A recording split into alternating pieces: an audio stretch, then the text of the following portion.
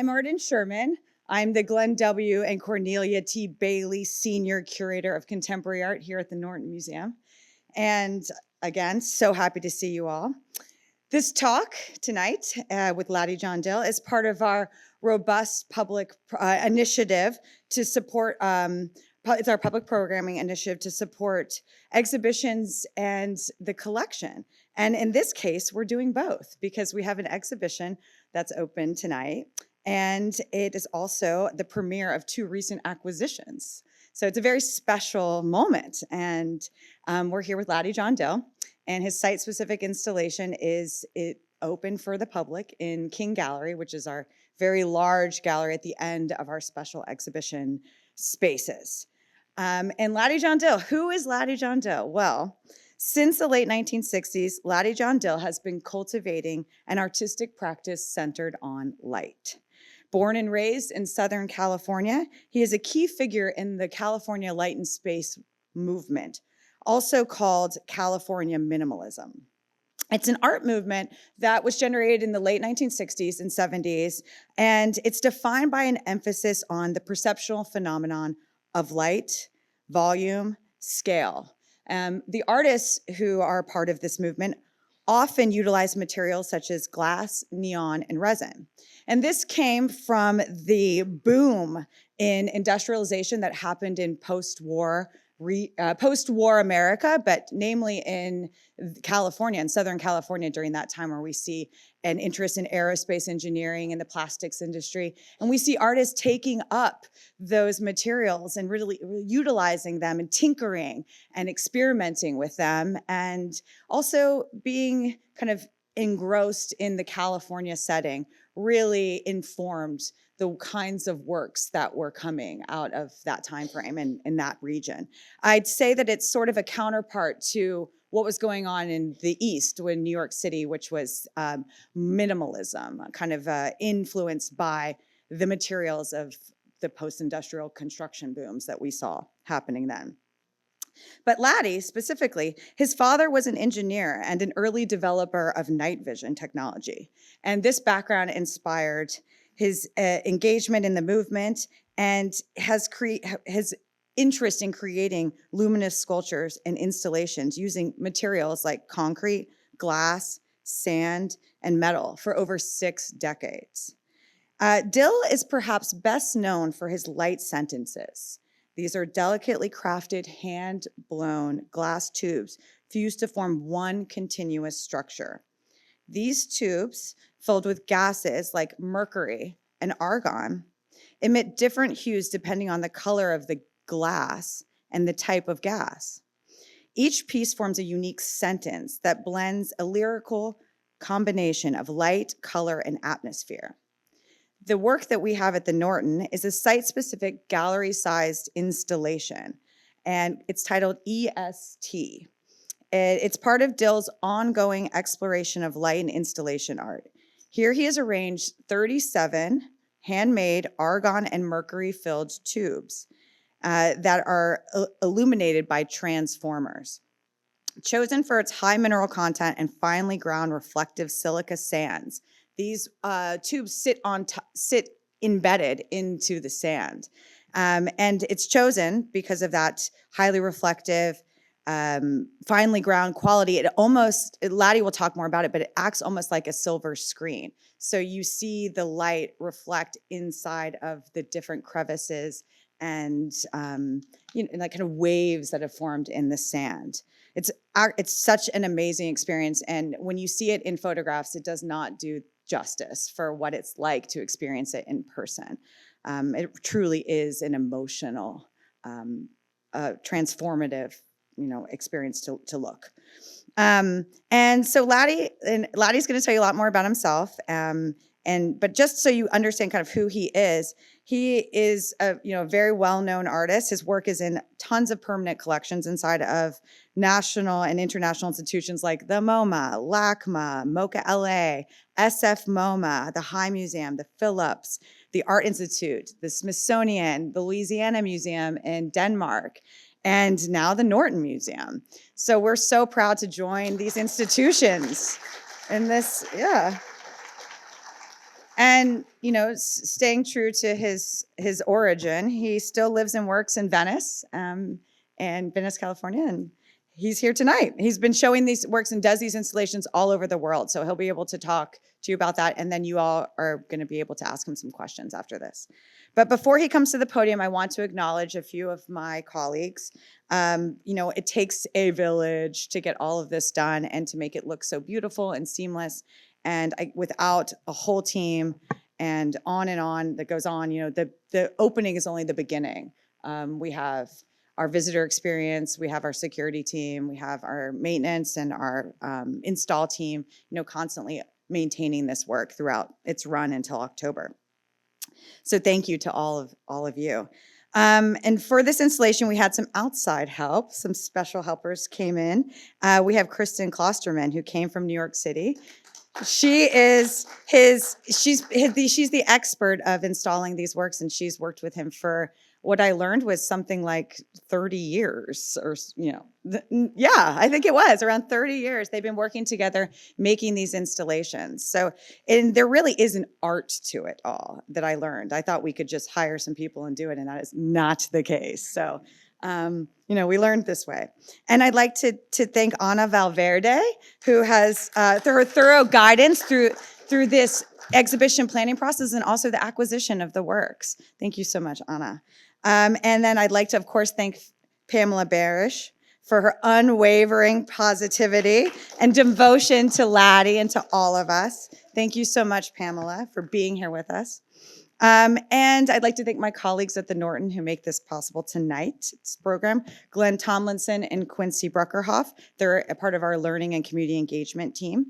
And thank you to all of our advocates, our donors, and our supporters who make programs like this possible, our members. Without you, we could not bring great artists like Laddie to the Norton. And so again, I have to do this. I do this every time, so sorry, but it helps to send the message. But if I want to make a plug for being a Norton member, believe it or not, if you come to the Norton more than 3 times a year, it's a better deal to become a member. So think about it. And you also get invited to all of, to special perks and programs and, some VIP stuff. So I hope that you'll consider that. And finally, I'd like to raise a proverbial glass to our board trustee, Mr. George Merck. George Merck is here.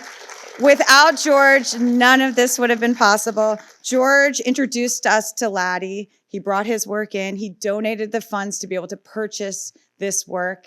And he also has an exhibition up at his space on Palm Beach Island. He's got four light sentences up currently, and they're beautifully installed. So you get another taste of Laddie if you'd like to go and see that. George is right here in the front. You can find him. Make an appointment with him. So thank you, George. Thank you so much. Thank you to everybody. And Laddie, it's your turn now. Thank you, guys.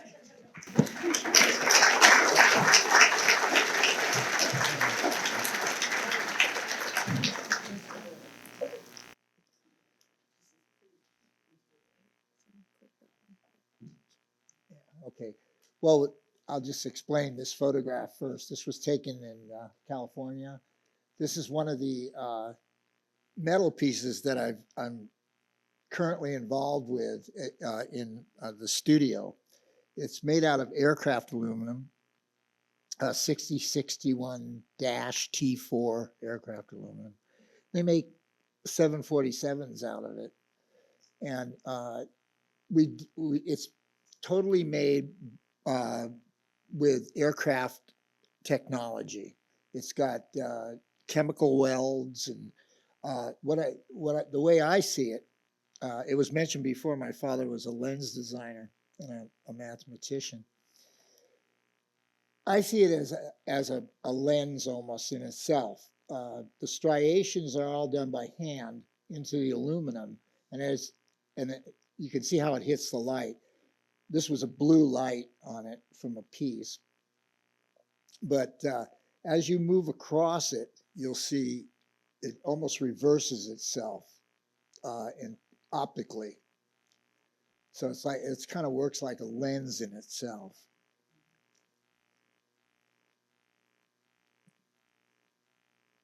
That's me. That's me on the rock. I had a really colorful family.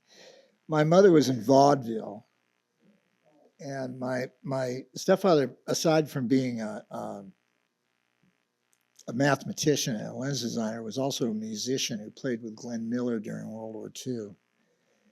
So we grew up out in Malibu, and which was a completely different place than it is now. But it was kind of a sweet childhood, actually. No complaints. A little crazy, but interesting. Then years later, this is Venice in '67. Some of these artists you might know is Charles Arnoldi, Jim Ganzer, my brother Guy, who's a sculptor. I'm in the middle there on the steps. And we were a group.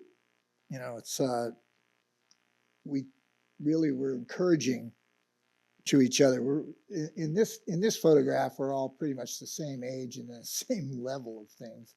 There's Ron Cooper at the top. So it was a dialogue, and believe me, without this group of people, some of these people on the left just came off the street. We don't know them. It's Venice.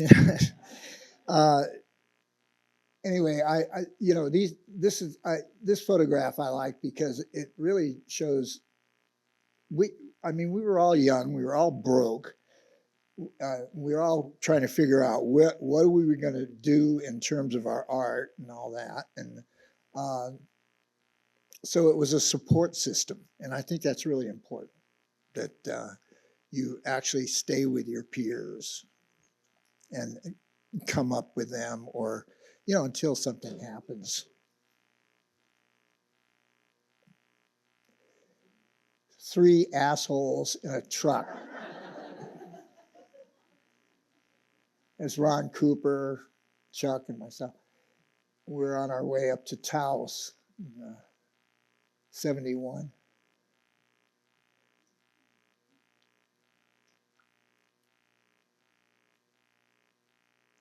All right, this is a series that I did with the sand. I should explain that a lot of my work, this might come up in the Q&A, all starts on a table.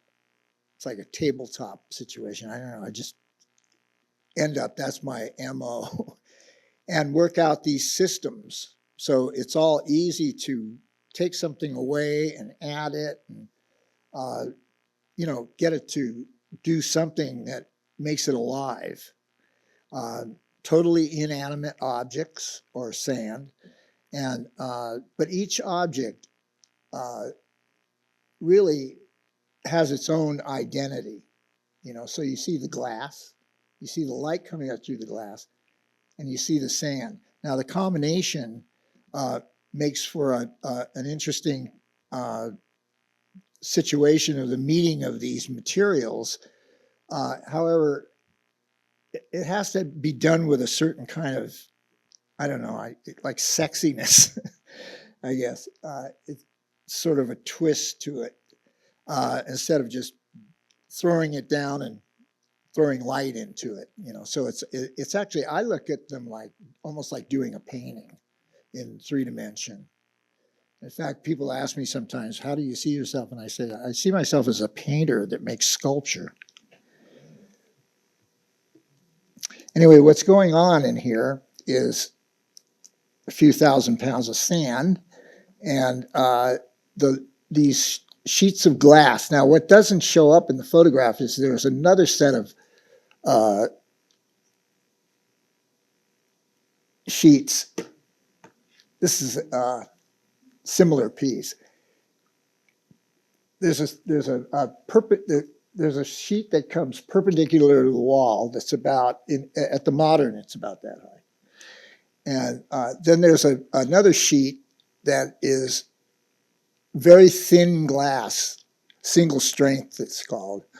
And it's put down into the sand at about a 15-degree angle and rests on an argon tube. that has mercury in it. So it's a very bright white light.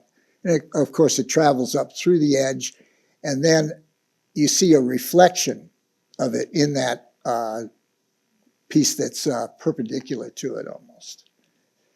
Here's another shot of it so you can see how it.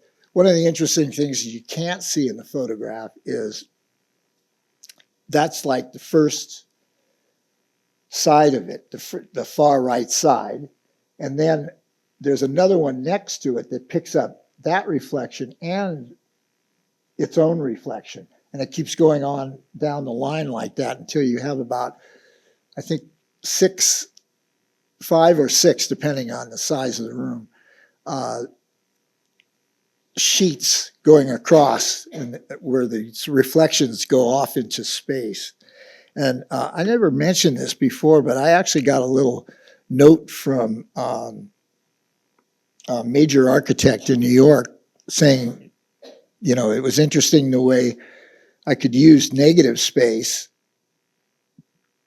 like a wall, you know, but give the illusion of the piece being bigger than it is.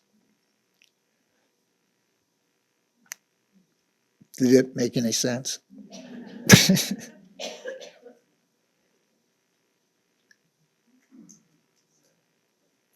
Also, further experimentation, and actually this is a shot from a piece in Naples, Italy, where I used volcanic material.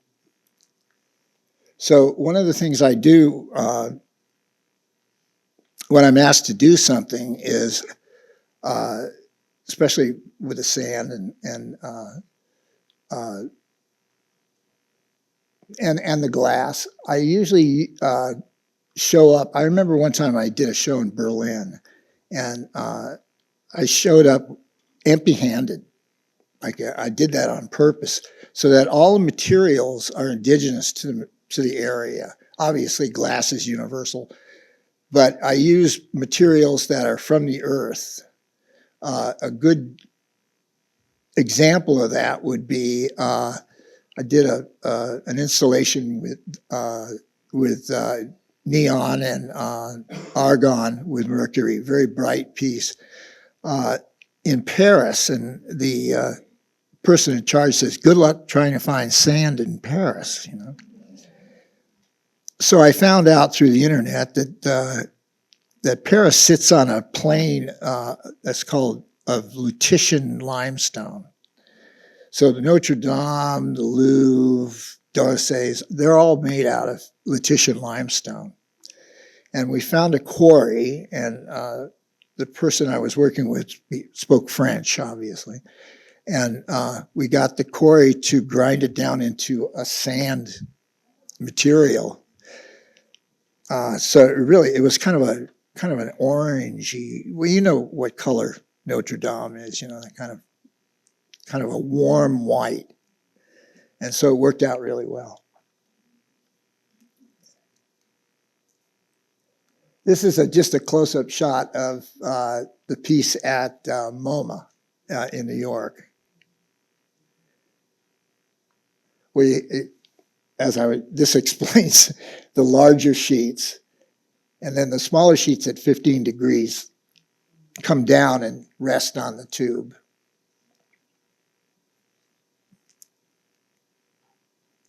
Okay, light sentences. That's a light sentence. When putting all these materials together, when a neon tube is off, you can't. It's very hard to tell what it is unless it's clear glass. So I started color coding ideas. And so I ended up with long strips of words that meant nothing. So I started calling them light sentences. And they meant a lot to me because they would allow me to work without having to, you know, illuminate the glass to see which piece it was. There's a very high attrition rate with these, though. I write them down, And I go, well, that might be a good idea. Then I make the thing and it looks like awful. So the attrition rate is high. So from this drawing, then you end up with something like, well, that's me back in 71 or 72. You end up with something like that. This one is neon, actually, so it's all red and very bright. And it's located at the Smart Museum in University of Chicago.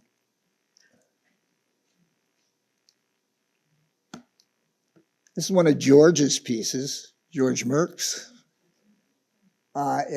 It's in a room and it's hanging on the wall, but it appears it's at an angle.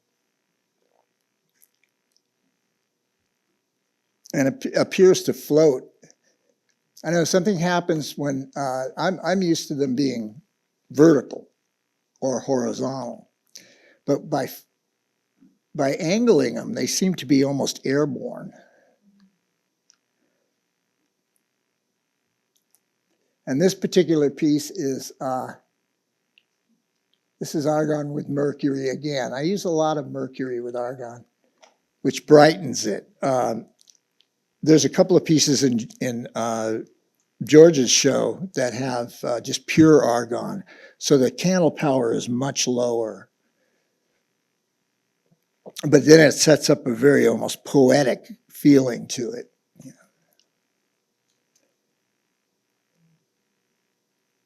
This is an installation shot, 2 installation shots at the Copenhagen Contemporary. Thanks to the Copenhagen people and Anna, who made one phone call and got me rolling on this kind of international situation. And so these are in set. And I came up with this idea because I had a chocolate lab. And I was always worried that the tail was going to whack one of the pieces. So I made these insets, and actually they work out really well. So again, this is at the Copenhagen.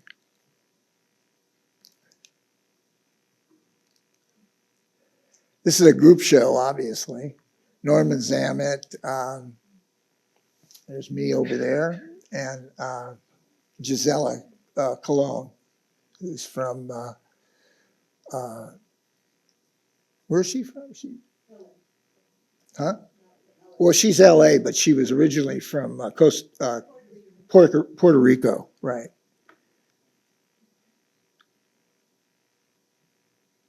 All right, this is a photograph that to me is a little confusing, but if you can make out 1, 2, 3 light sentences and then 3 on the top, but actually there's 12 light pieces.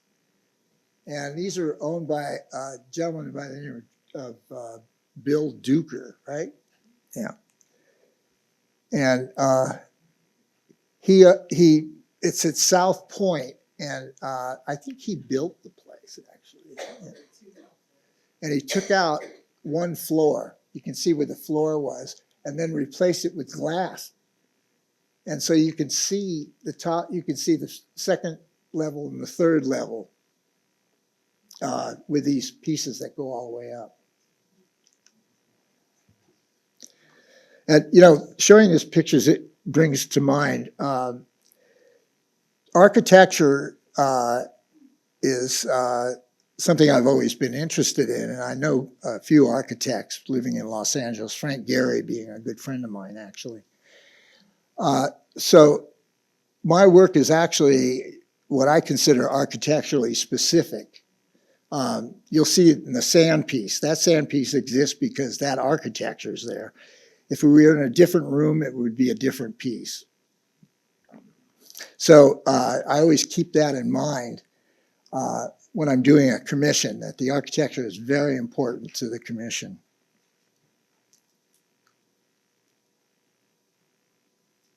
Whoops. I was 12 when I did my first light and sand piece. This is in Dominguez Hills. in Los Angeles. Actually, I was 27. This is an interesting project that I did in Naples, Italy. You guys ever been to, any of you been to the Archaeological Museum, National Archaeological Museum in Naples? That's an interesting place, single family residence. Anyway, they have a new program there, and a few artists were before me. Damien Hirst did basically the same thing. They wanted to introduce contemporary art with these sculptures that were pulled out of Pompeii, and now they're in this museum. It's a huge museum. So I figure it's a group show, and for once I'm the youngest artist by 2,500 years. What you got here is actually volcanic rock and salt, which is very indigenous to, most of you know Italy, with neon and argon, with mercury, and those were the two gases I used, and they're embedded into these grooves in the sand, and then there's one behind the sculpture on the top. This is a piece that I did at the 2011 Venice Biennale. This is actually along the Grand Canal and below the level of the Grand Canal. But it was actually built originally by the Romans, and I have a light piece that is in that next room. I don't think I have a photograph, but it was very clever the way if the canal goes up, they're able to have a little aqueduct that comes down and puts it into the other canal. So that's how they keep it from drowning, I guess. So obviously, when I work with these, as you can see from the photographs, I'm very interested in landscape and using indigenous materials in landscape. So I see them as three-dimensional landscapes, actually, and work the sand almost like a geological site. A lot of digging, a lot of pouring. This is one I did for Pacific Standard Time, which actually is one of the original ones that I based the piece that I've got here on with the blue cobalt light.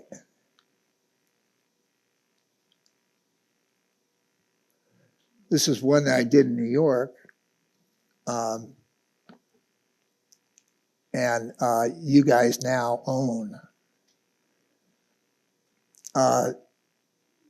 This one, actually the one you guys have is much larger than this. But this was pretty large. But you can see it's almost like it's a landscape or a seascape, you know.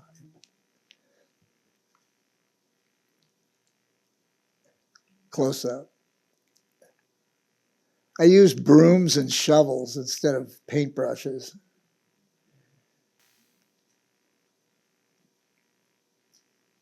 This one's up now in Marfa, Texas.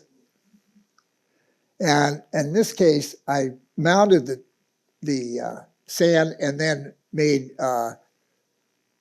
polygrams that rested on the top of the sand. There's another shot of it that I think is better. No, actually, you don't see the whole thing, but you can see the polygrams.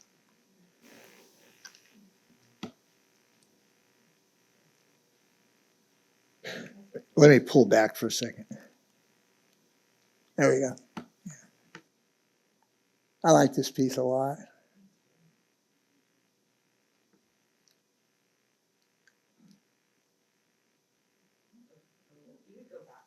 Questions? Okay, thanks, Laddie. Yeah. All right, That was great.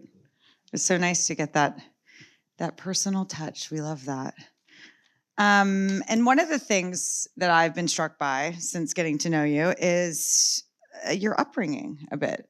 I want to just hear a little bit more. I know you've said many times, and it's been written about that your father was an engineer and an early developer of light vision technology, Night. of night, excuse me, of course, night vision technology, and your mother was an artist.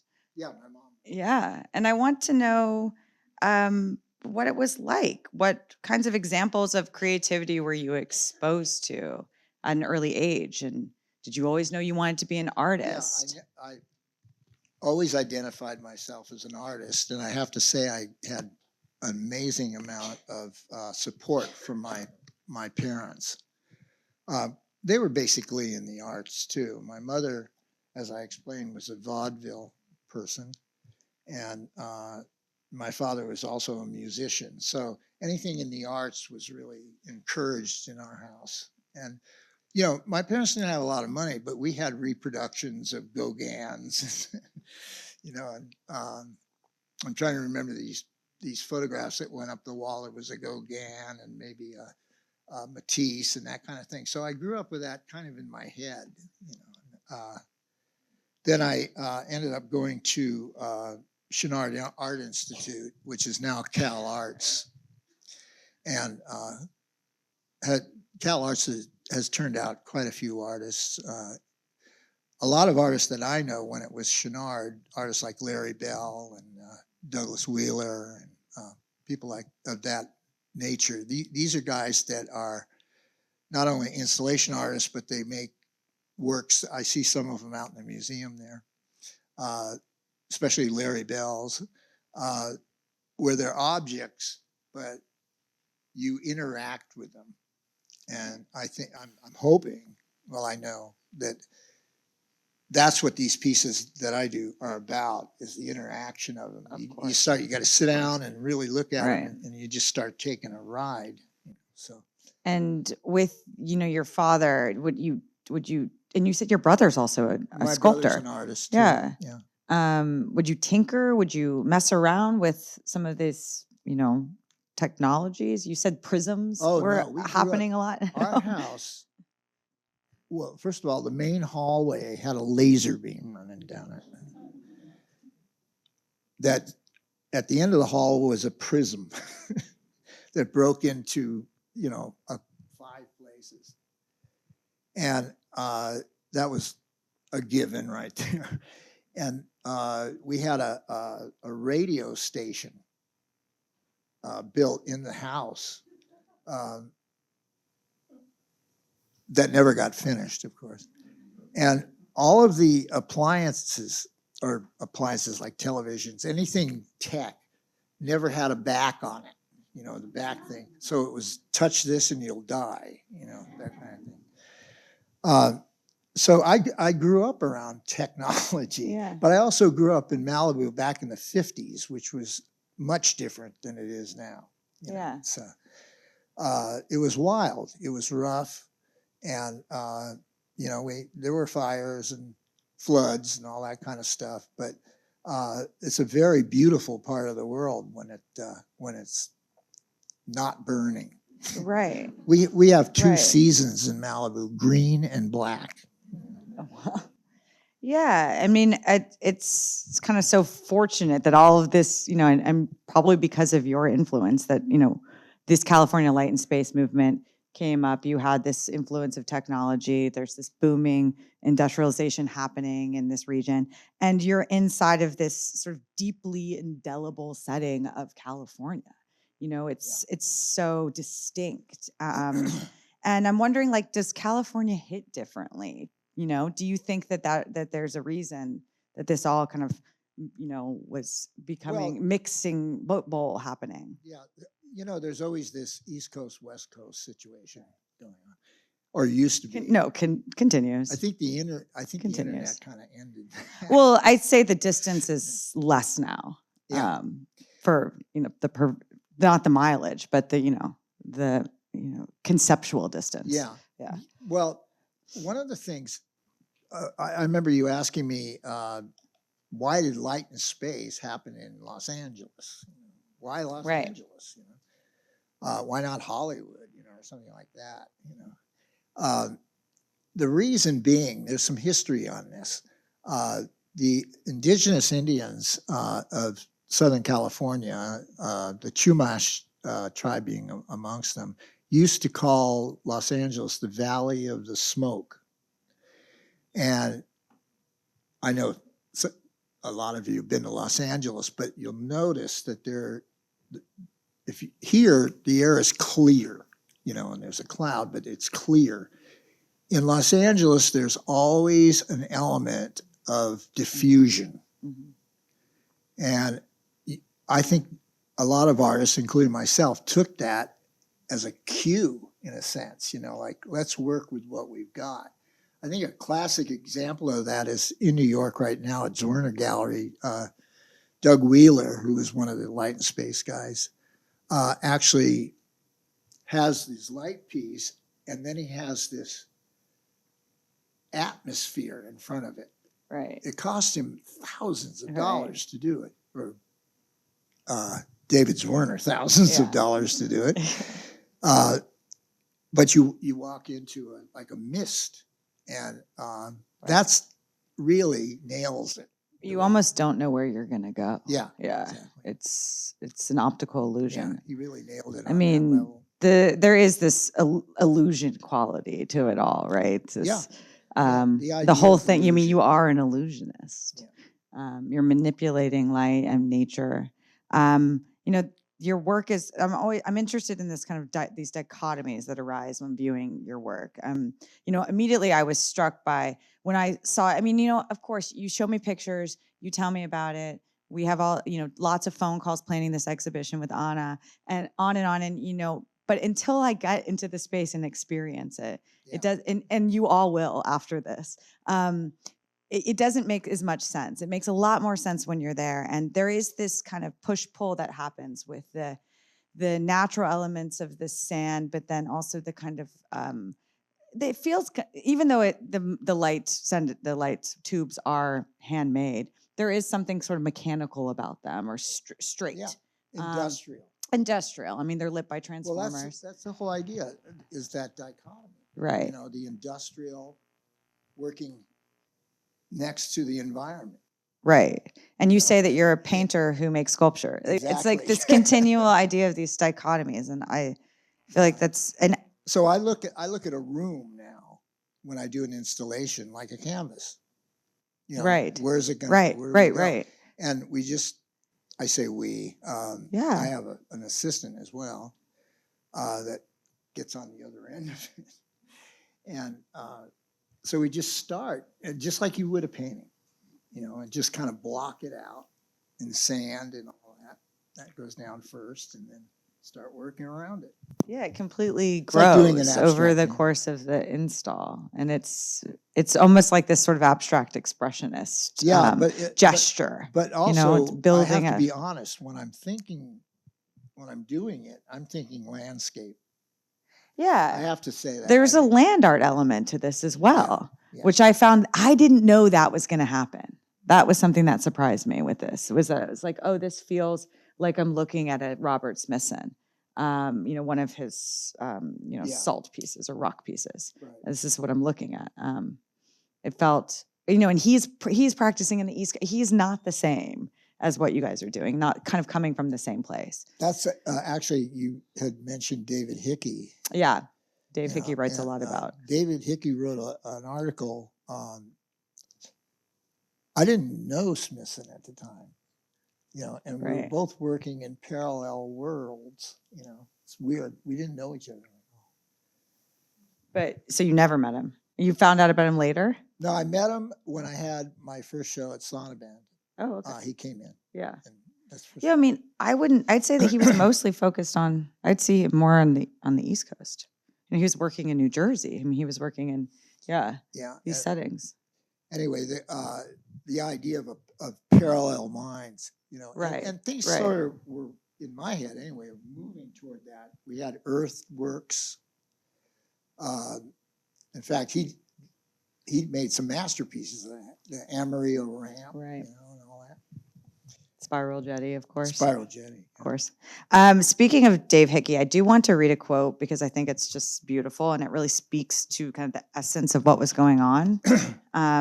So he writes, Dave Hickey, and a great critic and thinker of this movement, he writes of the California Light and Space movement. California minimalism created a gracious social space in its glow and reflection. It treated us amicably and made us even more beautiful by gathering us into the dance. And I just thought that that was such a lovely quote about the kind of community. And I am so appreciative that you showed that photograph of everybody. And when I met Laddie for the first time in February, I was, and Pamela too, I was so struck by the stories that you shared of all of your community. I mean, the community is so embedded in what you do. And this kind of testing. And I wonder if you can kind of paint the picture of maybe it wasn't always so friendly. Maybe there was tension. I don't know. How did it work when you all are kind of experimenting in this small setting? Just when you're just about ready to just throw in the towel and having an anxiety attack because you don't know how to do anything else, you know, the best things happen to you. And I worked at Gemini, GEL. Are any of you familiar with that? They are basically the only reason artists like Jasper Johns, Robert Rauschenberg, Frank Stella,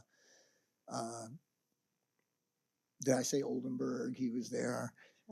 Would come to Los Angeles and have prints made by this master printer, Ken Tyler. And I was lucky enough to work there and worked with these guys. And it was quite an experience. And then as a result, Rauschenberg came by my studio and saw some work, and he said he'd like to do a two-person show or a collaboration. He would do the show? Rauschenberg. Yeah. Okay. With you? With me. Oh, fab. Okay. And pretty great. Blew my mind. Yeah. So we went up to this plateau that overlooked Los Angeles, and Rauschenberg took these. Remember the old-fashioned Klieg lights for premieres and things like that. You Sure. see them Sure. It's like a cliche almost. You know? Okay. He took two of those. They look like people. They look like Martians or something. Big, 6 foot wide, 6 foot in diameter. And they have an incredible amount of candle power, because they have to shoot way up. Can you hear me now? Yeah. Sorry. Anyway, they shoot across the sky. So he puts them 4 inches apart, like they were having a conversation. Wow. And the candle power in there was insane. Wow. It just shot out the sides. I got what do they call it, an arbor, and dug 6 foot deep holes about 2 feet wide in the ground, arbitrarily, just about maybe, I think there were about 11 holes when I. Wow. And just dropped neon tubes down in them where And you couldn't see them, And like you just decided to do this, or you had? I mean, you had this idea beforehand. You had drawn this out. I made it up. You just made it up on the spot. Yeah. You saw his big lights, and you're like, "It's my turn now. I'm doing I this." had to order the arbor. Yeah. Okay. But when I was up there, I knew what he was going to do, and I thought, okay, this is something. And the idea was when you looked across the landscape once more, there were colored lozenges. You didn't see the tubes that were just dropped into these 6 foot deep holes. So you just saw these colored lozenges going. Nice, beautiful, like footprints almost, but they were circular. Yeah. So anyway, out of that, he called me after that, and he said, "Well, I guess you're waiting for the next collaboration. And I said, yeah, we're going to do another one, and he says, I'll do one better. I'll introduce you to my representatives in New York. And Andy Warhol happened to be having a show opening at the Pasadena Art Museum. So the whole New York scene at that time, this is in 1969. Wow. There was Castelli and Ileana Sonnabend and their entourage, And they came in and offered me a show, which basically changed my life. All I had to do was work, and they took care of me. So Ileana Sonnabend. Ileana, yeah. So Laddie, you had a show at her gallery. Yeah. Then I had New a show York. in 1971 with Sonnabend Gallery, and after that, I started doing museums. Like the first one I did was at the in Minneapolis, the Walker. Right. Thank you. The Walker Art Center, and the other person in that particular room was Robert Irwin, who. Oh yeah. So my piece didn't give off much light. This was the one with the glass, and his piece gave off very little, a glow. So we worked together. We were able to. Like a symbiotic relationship. And we ended up doing a few shows after that. We went to the Henry Gallery in Washington, D.C., or Washington State, and did another kind of collaboration, I suppose you call it. But I guess the bottom line is, in terms of my career, is I just got really damn lucky, I mean, I work my butt off. Yeah, you still, definitely work hard, and you're making beautiful objects. Yeah, but still, that move people. Yeah. Maybe some of the best artists in the world aren't even found yet. Maybe so. But I had, But I've really enjoyed being an artist, and I've had all the breaks. But it is hard work. But then again, there's nothing else to do. Well, I'd like to let you all ask a few questions. Does anyone have any questions for Laddie? Yes. Okay, we have a microphone to you right here. Excuse me? Thank you. Hi. I just was curious about the pieces you make using sand. Is there anything that you do to preserve the shape of the sand during the exhibition, or do you sort of like it to just change through the course of the exhibition due to currents and erosion? I don't do a thing to it. No. I don't put hairspray on it. I just let it do what it's going to do. I mean, these pieces can be redone and everything, but I would say they probably last about before it's, cement. Sand is like water. It'll slowly move. So it'll change, and then it'll be over, and then maybe in a couple of years or 5 years or something like that, do it again. I mean, what's so exciting about this work is it is site specific. I mean, every single one is different. They're in different settings, like they interact with the architecture, they respond to it, they connect to it, and sometimes they fight it. And then they're made of these materials that will move, and if air conditioning hits it or somebody moves, or they're waving their paper in a weird way, like something's going to change. It's inevitable. And I think that's what's so beautiful about it, and really speaks to. Yeah, it's a very ephemeral piece. Yeah, exactly. And someone commented to me here when I was putting it together, and they said this is the first time they've actually seen a real installation piece in this museum. I know. I can't speak to the total history, but this is not a couple of people have said this to me over the last couple of days, and it's so exciting because this is great. We're making moves. Yeah, we're making moves. Now, you guys own it. Yeah, thanks to George. Yeah, thank you for George. Seriously,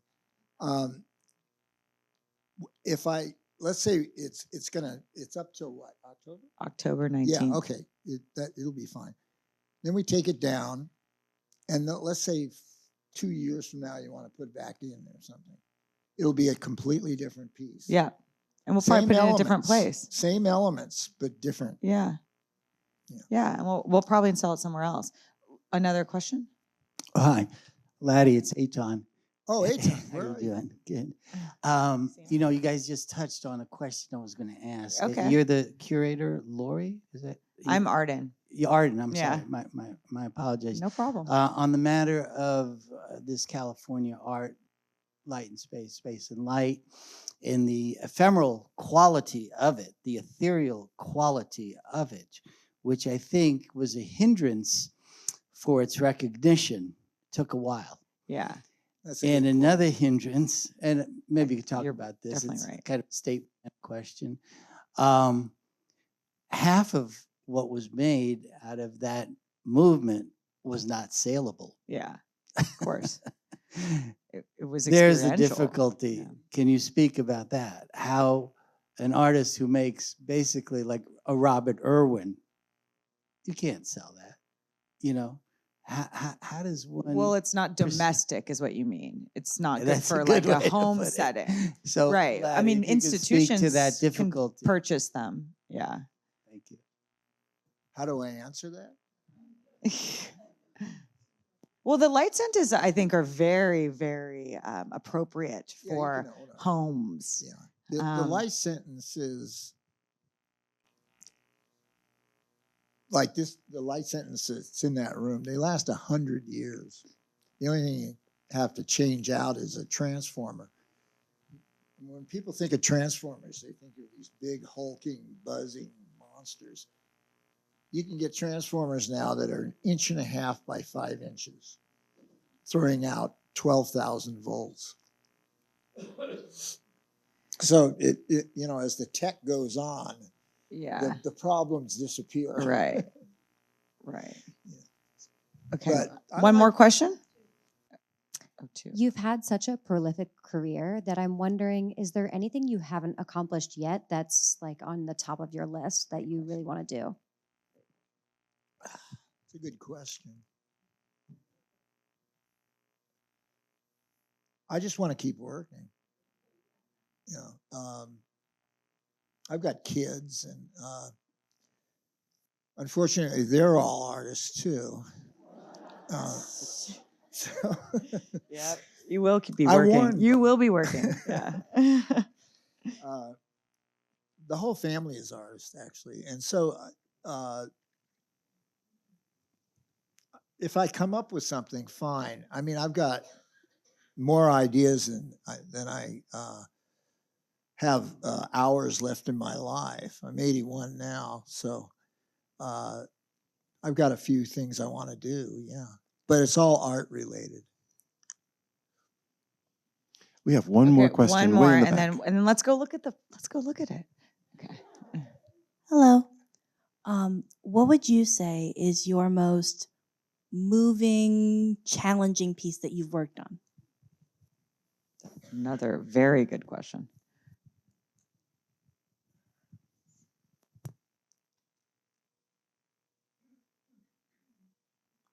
Give me a minute. Let's see.